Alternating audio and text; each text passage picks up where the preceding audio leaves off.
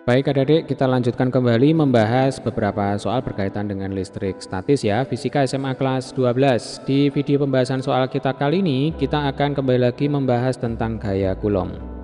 Dua buah partikel dengan besar muatan yang sama digantung dengan seutas tali sehingga tersusun seperti pada gambar. Di sini ada Q1, lalu ini ada Q2. Q1 sama dengan Q2 ya, muatannya sama, kebetulan tandanya juga sama-sama positif ya. Jika tangen theta 0,75 dan besar tegangan pada masing-masing tali adalah 0,01 Newton. Jadi tangen theta diketahui di sini sama dengan 0,75, itu 3/4 ya. Ini sudutnya di sini. Kemudian tegangan pada masing-masing tali. Nah, ini kita tulis salah satu saja ya. Yang di sebelah kanan ini berarti tegangan talinya sama dengan 0,01 Newton atau 0,01 itu bisa kita tuliskan sebagai 10 pangkat min 10 pangkat min 2 ya. Nah, ini 10 pangkat min 2 Newton. Tentukan besar gaya tolak menolak antara kedua partikel. Ingat, di sini Q1, Q2 tandanya sama-sama positif, berarti kalau mereka berinteraksi akan terjadi gaya tolak ya, berarti Q2 akan tertolak ke kanan dengan gaya sebesar F, demikian juga Q1 akan tertolak ke kiri, ini juga sebesar F.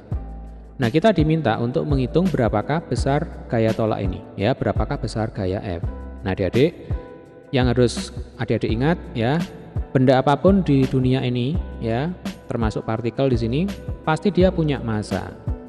Nah, kalau dia punya massa, pasti nanti ada gaya berat. Gaya berat itu simbolnya W ya. Nah, ini arahnya ke bawah. Nah, ini seperti ini ya. Sekarang sudah lengkap gaya yang bekerja pada partikel. Jadi di sini ada 3 gaya. Yang pertama tegang tali, kemudian yang kedua itu adalah gaya tolak, lalu yang ketiga ini adalah gaya berat.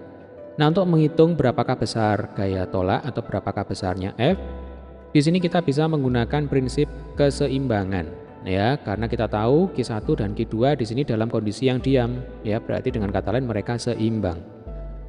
Nah, nanti ada yang namanya aturan sin ya, kalau kita belajar keseimbangan benda tegar itu ada yang namanya aturan sin. Jadi kalau misalkan di sini ada 3 buah gaya seperti ini ya. Ini misalkan F1, kemudian ini F2, lalu yang ini F3. Kemudian di sini ada sudutnya ya, Dek ya. Ini A, kemudian yang ini B, yang ini C ya, ingat ya. Maka nanti berlaku aturan sin kalau mereka seimbang. Berarti F1 per sin sudut di belakangnya ya. Sin sudut ekornya F1 di sini berarti B ya. Ini ekornya F1, di belakangnya F1 berarti di sini B. Maka F1 per sin B sama dengan F2 per sin sudut di belakangnya ya. Jadi di belakangnya F2 di sini sudutnya C, berarti ini sin C sama dengan F3 per sin A. Nah, kita akan menggunakan prinsip ini untuk mengerjakan soal kita kali ini ya. Jadi di sini F1, F2, F3-nya, ini F3 ya, itu adalah F, T, dan W. Nah, sudutnya kita misalkan saja di sini A. Kemudian yang ini B ya. Yang ini C. Nah, khusus yang sudut C ini tegak lurus berarti ini 90 derajat. Ya, seperti ini kalau kita gambarkan. Ini saya rapikan sedikit. Berarti ini sudutnya B ya, Dek ya. Nah, seperti ini. Oke. Tinggal kita aplikasikan aturan sin ini ke soal kita. Berarti F per sin B ya, sudut di belakangnya F itu B, sama dengan T per sin 90 derajat ya.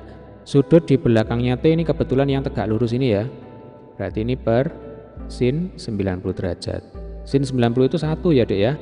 Nah, berarti nanti sebenarnya tidak perlu kita tulis T per 1 ya, itu sama dengan T. Nah, ini sama dengan W per sin A ya. Ini W, sudut di belakangnya W itu berarti A. Berarti ini sin A. Nah, karena yang kita hitung, yang kita butuhkan itu adalah F-nya ya.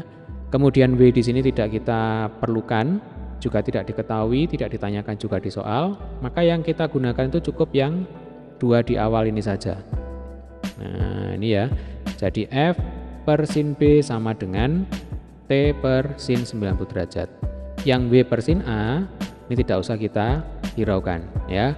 Tidak masuk dalam perhitungan karena tidak ditanyakan dan juga tidak diketahui di soal. Baik, untuk menghitung sin B ya, B itu berarti di sini ya sudutnya. Nah, yang besar ini ya. Kita tahu kalau ini sudutnya theta, kalau saya buat garis bantuan ya. Nah, kalau ini theta, maka yang ini juga theta ya Dek ya, sudut yang berseberangan. Kalau lurus 180 derajat, berarti kalau B sudutnya sama dengan 180 derajat dikurangi theta. Nah, sehingga nanti nilai ini bisa kita masukkan ke persamaan kita yang ini. Berarti F dibagi sin B itu berarti sin 180 dikurangi theta. Sama dengan T per sin 90. Sin 90 itu 1 ya, berarti T per 1 ya sama dengan T. Nah, berapakah sin 180 dikurangi theta? Di soal diketahui tangen theta 3/4. Nah, sebenarnya kalau tangen theta 3/4, kita tahu sin theta itu sama dengan 3/5 ya. Nanti kalau kita butuhkan cos theta itu berarti sama dengan 4/5. Nah, seperti ini ya. Kalau sin demi, kalau cos sami. 3 dan 4, maka nanti yang miring itu kan 5 ya, sisi miringnya pasti nanti 5. Sehingga kalau sin demi yang depannya 3 miringnya 5, kita peroleh sin theta sama dengan 3/5.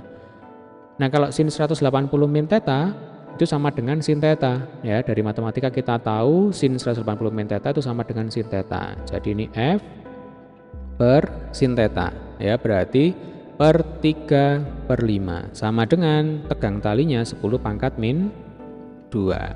3/5 itu sama dengan 0,6 ya, berarti 0,6 kali 10 pangkat min 2. Saya tulis ini ya, berarti F sama dengan 0,6 kali 10 pangkat min 2 atau 6 kali 10 pangkat min 3 Newton.